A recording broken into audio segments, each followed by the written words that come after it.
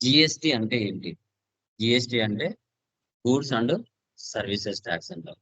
GST అంటే మనకి goods and services tax. Okay. ఎందుకు ఇండియాలోకి జిఎస్టి తీసుకొచ్చారు? ఏ పర్పస్ కోసం తీసుకొచ్చారు? ఓకే. జిఎస్టి అంటే గూడ్స్ అండ్ సర్వీస్ ట్యాక్స్ అని చెప్పకూడదు. Services. Goods and services tax అని మీరు చెప్పాలి. ఓకే. ఓకే. ఇండియాలో ఫస్ట్ జిఎస్టి ఇంప్లిమెంటేషన్ చేసిన కంట్రీ ఏంటి అంటే ఫ్రాన్స్.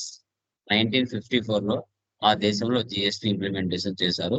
తర్వాత 160 కంట్రీస్ ఆ దేశాన్ని చూసి మిగతా దేశాలు కూడా జిఎస్టి ఇంట్రొడ్యూస్ చేశారు. బట్ ఈ కాన్సెప్ట్ మన ఇండియాలోకి ఫస్ట్ ఎవరు తీసుకొచ్చారంటే అటల్ బిహారీ వాజ్పేయి గారు ఈ కాన్సెప్ట్ ని తీసుకొచ్చారు. బట్ కొన్ని సిచ్యువేషన్స్ వల్ల తీసుకురాలేకపోయారు 2000 ఇయర్స్ లో. ఇప్పుడు పిఎం నరేంద్ర మోడీ గారు ఉన్నారు కాబట్టి 1 జూలై 2017 లో మన ఇండియాలోకి పూర్తిగా జిఎస్టీ తీసుకొచ్చారు. ఓకే. యాక్చువల్ గా ఇండియాలో ఎన్ని టైప్ ఆఫ్ టాక్సెస్ ఉంటాయంటే 2 types. Direct tax, indirect talks. So direct tax కిందకి ఏమొస్తాయి? ఇండైరెక్ట్ టాక్స్ కి ఏమొస్తాయి అనేది మనం తెలుసుకోవాల్సి వస్తుంది. ఓకే. సో అసలు డైరెక్ట్ టాక్స్ కింద మనకి ఇన్కమ్ టాక్స్, గిఫ్ట్ టాక్స్ అవన్నీ వస్తాయి. మనకి ఇండైరెక్ట్ టాక్స్ కింద జీఎస్టీ వస్తుంది. ఓకే. So why GST? ఎందుకు జీఎస్టీ ఇంప్లిమెంటేషన్ చేశారు? అంటే మనకు మనకు ప్రీవియస్ మల్టిపుల్ టాక్సెస్ ఉన్నాయి. మల్టిపుల్ టాక్స్ రేట్స్ కూడా ఉన్నాయి. వేటి మీద? సో మ్యానుఫ్యాక్చరింగ్ మీద, ట్రేడింగ్ మీద, సర్వీసెస్ మీద. సో వాటన్నిటిని ఓవర్‌కమ్ చేస్తూ లిమిటెడ్ పర్సెంటేజెస్‌తో ఇండియాలో ఉన్న ప్రతి ఐటెమ్ మాక్సిమం ఒక 1600 ఐటెమ్సో, 1800 ఐటెమ్సో ఉంటాయి. మనం ఉపయోగించే ప్రతి ఐటెమ్ కావచ్చు. మొబైలు, ఓకేనా? డ్రెసెస్, వెహికల్స్, ఓకేనా? ఎలక్ట్రికల్ గూడ్స్, మెడిసిన్స్, వెజిటబుల్స్ ఇలా చూసుకుంటే చాలా ఐటెమ్స్ ఉంటాయి. అన్నిటి మీద ఎక్కడ కొనినా, అమ్మినా సేమ్ పర్సెంటేజెసే ఉండాలి. వాట్‌లో లాగా మల్టిపుల్ టాక్సెస్ ఉండకూడదు. మల్టిపుల్ టాక్స్ రేట్స్ ఉండకూడదు. ఓకే. ఒక ఫిక్స్‌డ్ సంబంధించిన సమ్, స్లాబ్స్, టాక్స్ రేట్స్ వాటిని ఫిక్స్ చేయాలి అనేది మనం తెలుసుకోవడం జరుగుతుందన్నమాట. ఇప్పుడు మనకి ఇండియాలో జీఎస్టీ అనేది ఇండైరెక్ట్ టాక్స్ కిందకి వస్తుంది. ఇది వేటి మీద టాక్స్ పడుతుందంటే cost of goods and services మీద ఇది అప్లికబుల్ అవుతుంది. Cost of goods and services మీద ఇది అప్లికబుల్ అవుతుంది. ఇది ఓన్లీ కెనడా, బ్రెజిల్, ఇండియాలో మాత్రమే యూఎల్ జీఎస్టీ స్ట్రక్చర్ అనేది ఉంది. ఓన్లీ కెనడా, బ్రెజిల్, ఇండియాలో మాత్రమే డ్యూయల్ జీఎస్టీ స్ట్రక్చర్ అనేది ఉంది అన్నమాట. సార్ ఏంటి సార్ ఈ డ్యూయల్ సిస్టమ్ అంటే ఇది సెంట్రల్ గవర్నమెంట్ కలెక్ట్ చేసి స్టేట్‌లకు డిస్ట్రిబ్యూట్ చేస్తుంది. ఇది యూనిఫైడ్ జీఎస్టీ అంటాం. అలా కాకుండా డ్యూయల్ సిస్టమ్ వచ్చేసి సెంట్రల్ గవర్నమెంట్ కలెక్ట్ చేసుకునేది central government, state government collect చేసి స్టేట్ గవర్నమెంట్ ఎవరి టాక్సెస్ వాళ్ళు ఈక్వల్ గా కలెక్ట్ చేసుకుంటారు. ఎవరి టాక్సెస్ వాళ్ళు ఈక్వల్ గా కలెక్ట్ చేసుకోవడం జరుగుతుంది. దీన్నే డ్యూయల్ సిస్టమ్ అని చెప్తాం. Dual system. మనకి ఏంటి బెనిఫిట్స్ ఏమున్నాయని చూసుకున్నట్లయితే simple talks structure, eliminates cascading effect, technology driven system, increased revenue. ఈ విధంగా మనం బెనిఫిట్స్ ఆఫ్ జీఎస్టీ అని చెప్పుకోవచ్చు. ఓకే. ముందు మల్టిపుల్ ఉన్నాయి కదా అవన్నీ తీసేసి సింపుల్ ట్యాక్స్ స్ట్రక్చర్ అనేది చేయడం జరిగింది. తర్వాత ట్యాక్స్ మీద ట్యాక్సెస్ ఏవైతే ఉంటాయో వాటిని ఎలిమినేషన్ చేయడం కూడా జరిగింది. సో తర్వాత టెక్నాలజీ. టెక్నాలజీ ఏ విధంగా ఇంప్రూవ్‌మెంట్ చేశారు. ఈజీగా మనము టాక్సేషన్ చేయడానికి. తర్వాత రెవెన్యూ ఎలా ఇంక్రీజ్ చేయాలి అనే కాన్సెప్ట్స్ మీద మనకి జీఎస్టీలో బెనిఫిట్స్ అనేది రావడం జరిగింది. ఓకే. తర్వాత తర్వాత మనం చూస్తే ప్రీవియస్ టాక్స్ స్ట్రక్చర్ అనేది మనకి ఎలా ఉంది? Central tax, state tax. Central tax కింద excise duty, service tax, ADG, surcharge and cess, CVD and SAD. ఈ టాక్సెస్ అన్ని సెంట్రల్ టాక్స్ కింద ఉండేటివి. స్టేట్ టాక్స్ కింద VAT, CST, purchase tax, luxury tax, surcharge and cess, entry tax ఇవన్నీ కలిపితే state tax కింద ఉండేటివన్నమాట.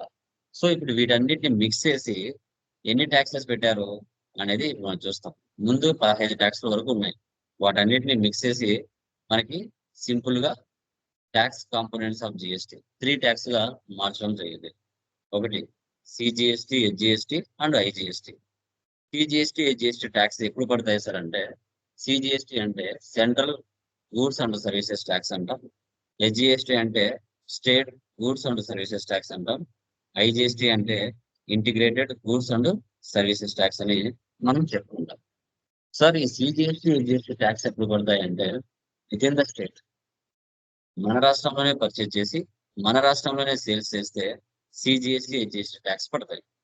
Okay, అంటే ఫర్ ఎగ్జాంపుల్ వైజాగ్ లో పర్చేజ్ చేశాను, సిజిఎస్టి ఎస్జిఎస్టి ట్యాక్స్ పడుతుంది. గుంటూరులో సేల్ చేశాను, సిజిఎస్టి ఎస్జిఎస్టి ట్యాక్స్ పడుతుంది. సో తర్వాత లైక్ ఒంగోలులో పర్చేజ్ చేశాను, కడపలో సేల్ చేశాను, చిత్తూరులో పర్చేజ్ చేశాను, కర్నూలులో సేల్ చేశాను. ఇలా మనం చూసుకున్నట్లయితే విత్ ఇన్ ద స్టేట్ లో పర్చేజ్ చేసి విత్ ఇన్ ద స్టేట్ లో సేల్ చేస్తే సిజిఎస్టి ఎస్జిఎస్టి ట్యాక్స్ అనేది పడుతుంది. అలా కాకుండా వేరే రాష్ట్రం నుంచి పర్చేజ్ చేసి వేరే రాష్ట్రానికి మనం సేల్ చేసామంటే ఐజిఎస్టి ట్యాక్స్ పడుతుంది. ఆంధ్ర లైక్ తెలంగాణ నుంచి పర్చేజ్ చేశాం, ఐజిఎస్టి ట్యాక్స్ పడుతుంది. తెలంగాణకి సేల్ చేశాం, ఐజిఎస్టి ట్యాక్స్ పడుతుంది. తమిళనాడుకి పర్చేజ్ చేశాం, ఐజిఎస్టి ట్యాక్స్ పడుతుంది. కర్ణాటక సేల్ చేశాం, ఐజిఎస్టి ట్యాక్స్ పడుతుంది. వీటిని ట్యాక్స్ కాంపోనెంట్స్ ఆఫ్ జిఎస్టీ అని మేము చెప్పుకుంటాం. Tax components of GST. So previous ఉన్న ట్యాక్సెస్ అన్ని మిక్స్ చేసి వేటిలో ఏం కలిపారు అనేది ఇక్కడ చూడండి. సిజిఎస్టీ కింద excise duty, ADE, service tax, surcharges ఇవన్నీ కలిపితే సిజిఎస్టీ లో మిక్స్ చేశారు. ఎస్జిఎస్టీ లో వచ్చేసి VAT, purchase tax, luxury tax, entry tax, surcharges ఇవన్నీ కలిపి ఎస్జిఎస్టీ కింద కలిపారు. ఐజిఎస్టీ కింద చూసుకున్నట్లయితే సిఎస్టీ, సివిడి అండ్ ఎస్ఏటి ఇవి కలిపేసి ఐజిఎస్టీ కింద కలపడం జరిగింది. తర్వాత location of sale, place of sale, Andhra. Charge of tax వచ్చేసి ఇంట్రా స్టేట్. ఇంట్రా స్టేట్ అంటే విత్ ఇన్ ద స్టేట్ అని అర్థం. ఇంట్రా స్టేట్ అంటే with in the state. CGST and SGST అంటే మన రాష్ట్రంలోనే పర్చేజ్ చేసి మన రాష్ట్రంలో సేల్ చేస్తే సిజిఎస్టీ ఎస్జిఎస్టీ పడుతుంది. అలా కాకుండా location of sale Andhra, place of sale Telangana. So రెండు కలిపితే charge of tax. Inter state అంటే ఐజిఎస్టీ ట్యాక్స్, ఐజిఎస్టీ ట్యాక్స్ పడుతుంది. ఓకే, ఇది ఇంటర్ స్టేట్ అంట, ఇంటర్ స్టేట్. తర్వాత జిఎస్టీ రిజిస్ట్రేషన్. మనం జిఎస్టీ రిజిస్ట్రేషన్ చేసిన తర్వాత ప్రతి ఒక్క బిజినెస్ మ్యాన్ కి ఒక జిఎస్టీ నెంబర్ అనేది వస్తుంది. అది 15 డిజిట్స్ తో ఉంటుంది. ఓకే, ఫస్ట్ 2 డిజిట్స్ అనేది స్టేట్ కోడ్. తర్వాత రిమైనింగ్ పాన్ నెంబర్ వచ్చేసి మనకి నార్మల్ పాన్ నెంబర్ అంటాం. ఎంటిటీ కోడ్ వచ్చేసి 1, బ్లాంక్ వచ్చేసి జెడ్, చెక్ సమ్ డిజిట్ ఇది 9 కిందకి వస్తుంది. ఆల్ఫాబెట్ లేదా న్యూమరిక్, ఆల్ఫాబెట్ లేదా న్యూమరిక్ అని మనం చెప్తాం.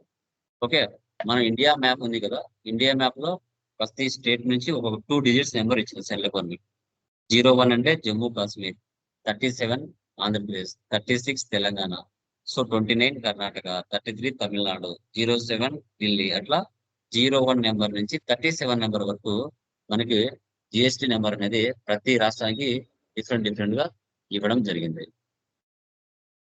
తర్వాత కొత్తగా కంపెనీ రిజిస్ట్రేషన్ చేయాలి అంటే basic company details, name, address, certification of registration, PAN number, TIN number, communication email ID, mobile number, photograph.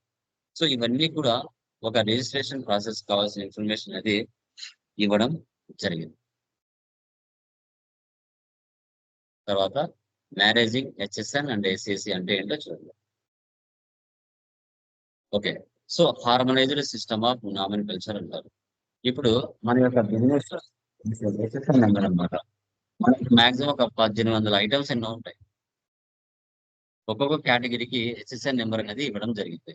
So turn over between 1.5 crore నుంచి 5 crores మధ్యలో ఉంటే హెచ్ఎస్ఎన్ నెంబర్ అనేది 2 డిజిట్ ఇవ్వాలి. Turnover more than 5 crores ఉంటే 4 digits ఇవ్వాలి. Turnover more than 5 crores or HSN code 8 digit in case వేరే దేశాలకు export కానీ ఇంపోర్ట్ కానీ చేస్తే 8 digits ఉంటుంది. తర్వాత services. So first 2 digits 99 are common for all the services. Next 2 digits represent the major nature of services. Last 2 digits represent the detailed nature of services.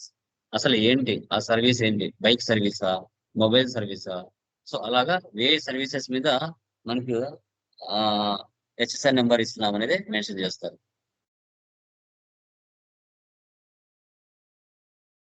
మనకి slabs ఏమేమి ఉన్నాయి? 5 స్లాబ్స్ ఉన్నాయి. Exempt 5%, 12, 18, 28. So exempt అంటే 0% items. So food grains, milk, eggs, curd, lassi, unpacked paneer, so besan, ప్రసాదం, common salt ఇవన్నీ exempt కిందకి వస్తాయి. 5% కిందకి sugar, tea, coffee, edible oil, coal. Okay. So newsprint, umbrella ఇవి 5% కిందకి వస్తాయి. 12% కిందకి butter, ghee, mobiles, cashew, almonds, okay, packed paneer, water ఇవన్నీ 12% కిందకి వస్తాయి. 18 కిందకి hair oil, soap, toothpaste, jam, soaps, iron and steel ఇవన్నీ 18% కిందకి వస్తాయి. 28 కిందకి మనకి కన్సూమర్ డ్యూరబుల్స్, ఓకే. సో తర్వాత పాన్ మసాలా, పర్ఫ్యూమ్స్ ఇవన్నీ వస్తాయి. ఎవరైతే లగ్జరీ గూడ్స్ వాడతారో అవి 28 కిందకి వస్తాయి.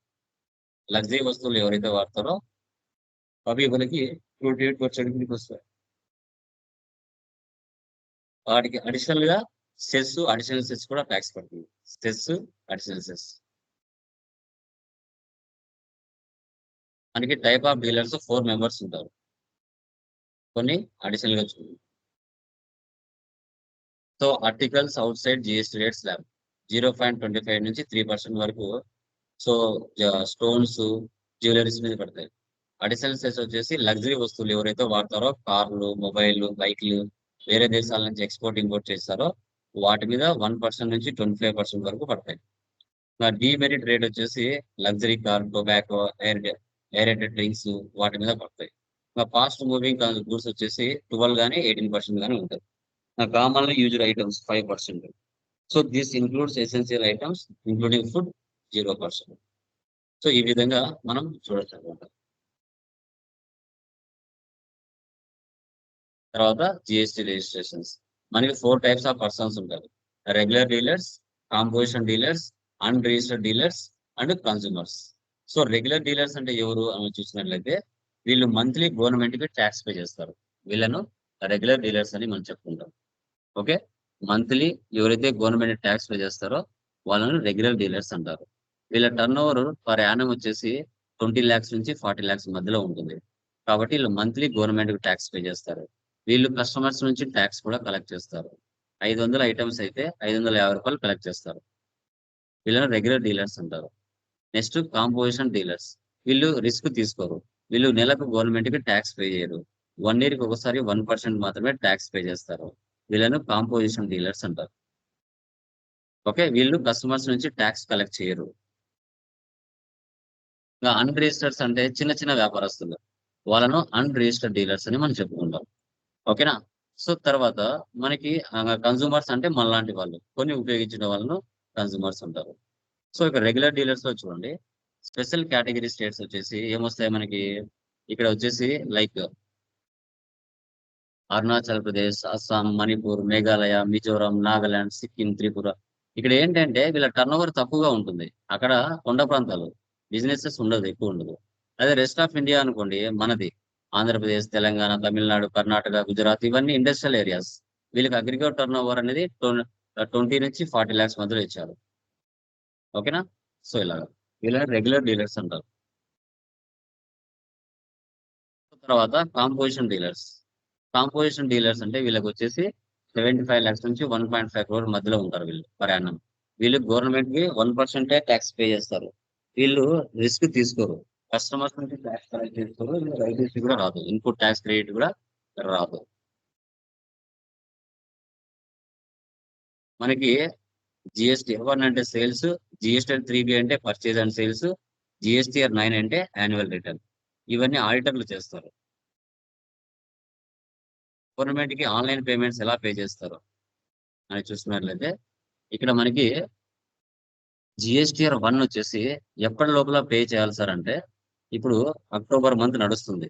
ఈ మంత్ అంతా మీరు సేల్ చేసింటారు. ఈ మంత్ కు సంబంధించిన జిఎస్టీఆర్ రిటర్న్ అనేది నెక్స్ట్ మంత్ 1వ తారీఖు నుంచి 10వ తారీఖు మధ్య 11వ తారీఖు మధ్యలో జిఎస్టీఆర్ 1 ఫైలింగ్ చేయాలి. అంటే 11 days టైం ఇస్తారు. తర్వాత జిఎస్టీఆర్ 3B 15వ తారీఖు నుంచి 20వ తారీఖు లోపల ఒక 5 days టైం ఇస్తారు. ఆ మధ్యలో జిఎస్టీఆర్ 3B అప్లోడ్ చేయాలి. ఓకే. సో ఈ విధంగా ట్యాక్స్ పేమెంట్స్ పే చేస్తారు through online or offline. Internet banking, credit or debit card, NEFT, RTGS, అంకిస్, క్యాష్, చెక్, డీడీ. ఆఫ్లైన్ ద్వారా అయితే. అండ్ ఆన్లైన్ ద్వారా అయితే ఈ విధంగా పే చేస్తాం. GSTR 1 filing. GSTR 3B. 1, 3B annual return. Website వచ్చేసి మనకి www.gst.gov.in. ఈ వెబ్సైట్లోకి వెళ్ళి మనం చేయాల్సి వస్తుంది. మనకు ట్యాక్స్ ఇన్వాయిసెస్ 2 రకాలు ఉంటాయి. ఒకటి బిల్ ఆఫ్ సప్లై, మరొకటి tax invoice. Bill of supply and tax invoice. ఇది మన థియరీ. సో టుమారో మనం ట్రాన్సాక్షన్స్ ఎలా పోస్ట్ చేయాలనేది టుమారో క్లాస్లో మనం డిస్కషన్ చేస్తాం. ఓకే, ఏమైనా డౌట్స్ ఉన్నాయా? మీకు మెటీరియల్లో ఇంకా కంటెంట్ ఉంటుంది, అవి ఒకసారి మీరు చదువుకోవచ్చు. ఓకేనా? సో టోటల్గా మనం 18 ట్యాక్సెస్ ఉంటాయి. 18లో మనకి ఏవి అప్లోడ్ చేయాలనేది మన మెటీరియల్లో కంటెంట్ ఇచ్చింటాను, ఒకసారి మీరు చూసుకోవచ్చు. ఓకేనా? Done guys. ఏమైనా డౌట్స్ ఉన్నాయా ఇంకా? క్లియర్. క్లియర్. డన్ గైస్, అవి చేసేయండి.